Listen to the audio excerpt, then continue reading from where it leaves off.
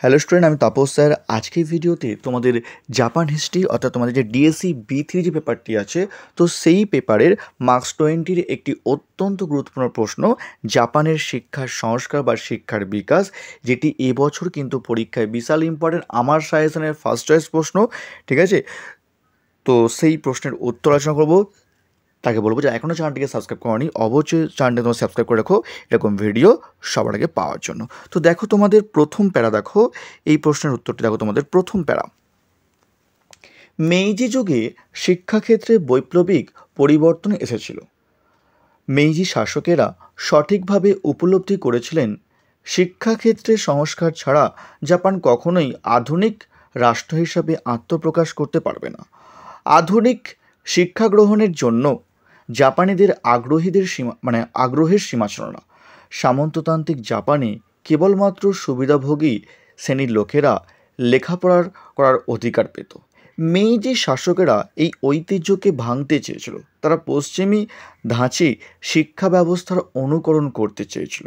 সারা পৃথিবী থেকে জ্ঞান আহরণ করে জাপানের প্রয়োগ ঘটানোর কথা মেইজি শাসকেরা বলেছিল।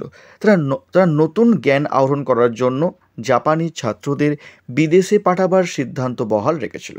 অবশ্য টোকুগাওয়া শোগুনতন্ত্রের সময় থেকেই জাপানের ছাত্ররা বিদেশে পড়তে যেত। যেমন ইনামোটো নামক এক জাপানের ছাত্র 1862 সালে নেদারল্যান্ডে পড়তে গিয়েছিল, আবার 1863 সালে লন্ডনে গিয়েছিল।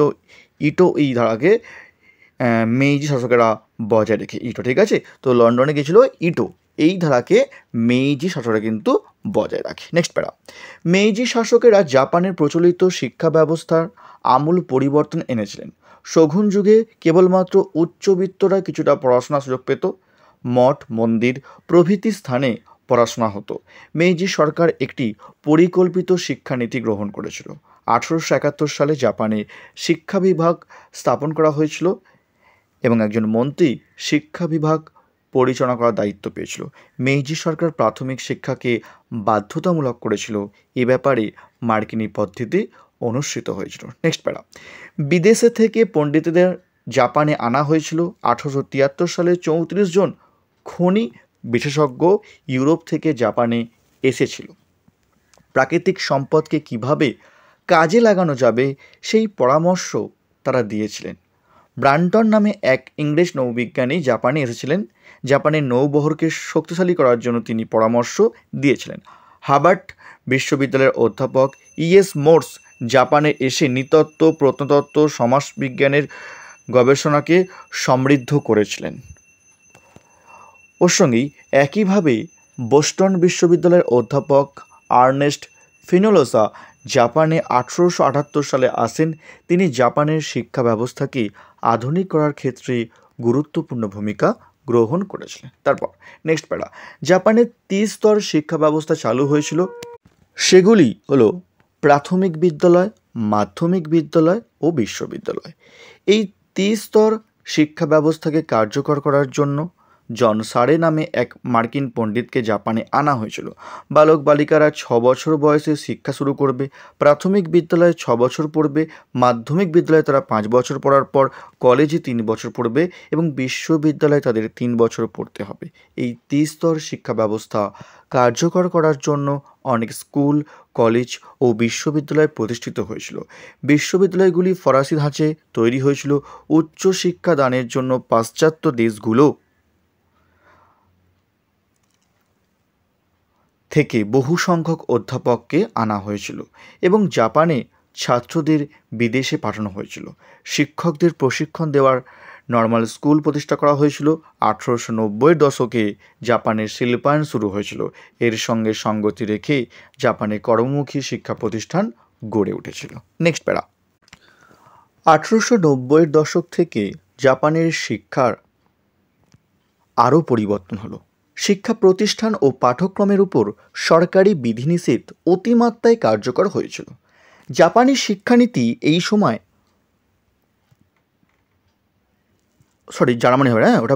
জার্মানির শিক্ষানীতি এই সময় অনুসরণ করা হয়েছিল। এই সময় জাপানে শিক্ষানীতির মূল বিষয় ছিল education is not for the benefit of the student but of the nation, অর্থাৎ শিক্ষা ছাত্রদের সুবিধার জন্য নয়, জাতির সুবিধার জন্য। এই শিক্ষার মূল উদ্দেশ্য ছিল নাগরিকদেরকে রাষ্ট্র ও সমাজের প্রতি দায়বদ্ধ করে তোলা, সম্রাটের প্রতি নাগরিকদের শ্রদ্ধা ও অনুগত্যকে বৃদ্ধি করা। কনফুসীয় মতবাদকে শিক্ষা প্রতিষ্ঠানে পুনরায় চালু করার উদ্যোগ শুরু হয়েছিল। শিক্ষকদের রাষ্ট্রের অনুগত সেবক হিসাবে গণ্য করে তাদের বাধ্যতামূলক সামরিক শিক্ষা দেওয়া হয়েছিল। বলা হয়েছিল শিক্ষকদের সম্রাটের প্রতি আনুগত্য দেখাতে হবে এবং দেশকে ভালোবাসতে হবে। পরের প্যারা, 1890 সালে রাজকীয় ঘোষণা দ্বারা শিক্ষানীতির মূল লক্ষ্য ঘোষণা করা হয়েছিল। এই ঘোষণার মাধ্যমে সম্রাট জাপানিদের নির্দেশ দিয়েছিলেন পিতামাতার প্রতি ভালো ব্যবহার, ভাই বোনের সঙ্গে ভালো সম্পর্ক, স্বামী স্ত্রীর মধ্যে মধুর সম্পর্ক, বন্ধু হিসাবে সত্যনিষ্ঠ হও, ব্যবহারে বিনয় ও সংযমের প্রকাশ ঘটুক, সকলের প্রতি দানশীল হও, বিদ্যানুরাগী হও, জনগণের কল্যাণ করো, দেশের সংবিধানকে মেনে চলো এবং আইনের প্রতি শ্রদ্ধাশীল হও। ঘোষণায় আরও বলা হয়েছিল দেশে জরুরি অবস্থা চালু হলে দেশের স্বার্থে জনগণকে আত্মনিয়োগ করতে হবে, সম্রাটের মর্যাদাকে বজায় রাখতে হবে এবং পূর্বপুরুষদের ঐতিহ্যগুলি বজায় রাখতে হবে। এই রাজকীয় ঘোষণার সঙ্গে ভারতের মৌর্য শাসক অশোকের অনুশাসনের মিল আছে। পরের প্যারা, সম্রাটের ছবি এবং সরকারি আদেশ প্রত্যেক শিক্ষা প্রতিষ্ঠানে পাঠানো হয়েছিল। প্রতি বছর একটি বিশেষ দিনে সম্রাটের ছবিকে সামনে রেখে শিক্ষা প্রতিষ্ঠানের প্রধান ছাত্রদের সামনে রাজকীয় আদেশ পড়ে শোনাতেন। প্রতিটি ছাত্র রাষ্ট্র ও সম্রাটের প্রতি অনুগত থাকার সংকল্প গ্রহণ করত। সরকারি শিক্ষা ব্যবস্থার পাশাপাশি বেসরকারি উদ্যোগেও শিক্ষা প্রতিষ্ঠান গড়ে উঠেছিল। মেইজি শাসনের পূর্বে নারী শিক্ষার তেমন উল্লেখযোগ্য অগ্রগতি হয়নি। বরাবরই জাপানে স্ত্রী শিক্ষা ছিল অবহেলিত। বালিকাদের শিক্ষা শুরু হতো গৃহে। তাদের সাধারণ শিক্ষাদানের জন্য কোনো শিক্ষা প্রতিষ্ঠান ছিল না। প্রাক মেইজি যুগে স্ত্রী শিক্ষার মূল উদ্দেশ্য ছিল বালিকাদের গৃহস্থ বিষয়ে সামান্য কিছু শিক্ষাদান করে তাদের সংসারের জন্য উপযুক্ত করে তোলে, নির্দিষ্ট বয়সের মধ্যে প্রতি গৃহে প্রেরণ করার ব্যবস্থা করা। কিন্তু মেইজি যুগে বালকদের মতো বালিকারাও বিদ্যালয়, মহাবিদ্যালয় ও বিশ্ববিদ্যালয়ে শিক্ষা গ্রহণের সুযোগ পেতে শুরু করে। 1920 সালের পর জাপানে উচ্চতর স্ত্রী শিক্ষার ব্যবস্থা হয়েছিল। নেক্সট প্যারা, মেইজি যুগে শিক্ষা পদ্ধতিতে ব্যাপক সংস্কার হয়েছিল, তাতে কোনো সন্দেহ নেই। শিক্ষাকে আধুনিক করে তোলার যাবতীয় প্রয়াস সরকার করেছিল। বিদেশি অধ্যাপকদের জাপানে এনে এবং জাপানি ছাত্রদের বিদেশে পাঠিয়ে তারা পাশ্চাত্যের জ্ঞান বিজ্ঞানকে নিজেদের নিয়ন্ত্রণে আনার চেষ্টা করেছিল। বিদেশে মূল্যবান গ্রন্থগুলোকে জাপানি ভাষায় অনুবাদ করা হয়েছিল। এই বিষয়ে প্রধান উদ্যোগী ছিলেন ফুকুজাওয়া ইউকিচি। তিনি বহু বুদ্ধিজীবীকে সঙ্গে নিয়ে পাশ্চাত্যের বহু বিখ্যাত গ্রন্থ যেমন স্টুয়ার্ট মিলের অন লিবার্টি, স্যামুয়েল স্মাইলসের সেলফ হেল্প প্রভৃতি গ্রন্থকে জাপানি ভাষায় অনুবাদ করেছিলেন। পরের প্যারা, 1869 সালে প্রথম সংবাদপত্র প্রকাশের অনুমতি দেওয়া হয়েছিল জাপানে। এরপর দ্রুত হারে অনেক সংবাদপত্র প্রকাশিত হয়েছিল। 1882 সালের মধ্যে জাপানে শতাধিক সংবাদপত্র প্রকাশিত হয়েছিল। শিক্ষা সংস্কারের পরিণতিতে ঊনবিংশ শতাব্দীর শেষের দিকে জাপানে হয়ে উঠেছিল এশিয়ার সর্বশ্রেষ্ঠ শিক্ষিত দেশ। আধুনিক প্রযুক্তিবিদ্যা ও জ্ঞান বিজ্ঞানের সাথে ও জাপানিদের প্রত্যক্ষ পরিচয় হয়েছিল। বাধ্যতামূলক সামরিক শিক্ষা ও আধুনিক শিক্ষা ব্যবস্থা জাপানের জাতীয় সংহতি বাড়িয়েছিল এবং দেশকে প্রগতির পথে নিয়ে গিয়েছিল। এই কারণে ঐতিহাসিক স্পিয়ার ব্যাংক মেই জাপানের শিক্ষা সংস্কারের প্রশংসা করেছেন।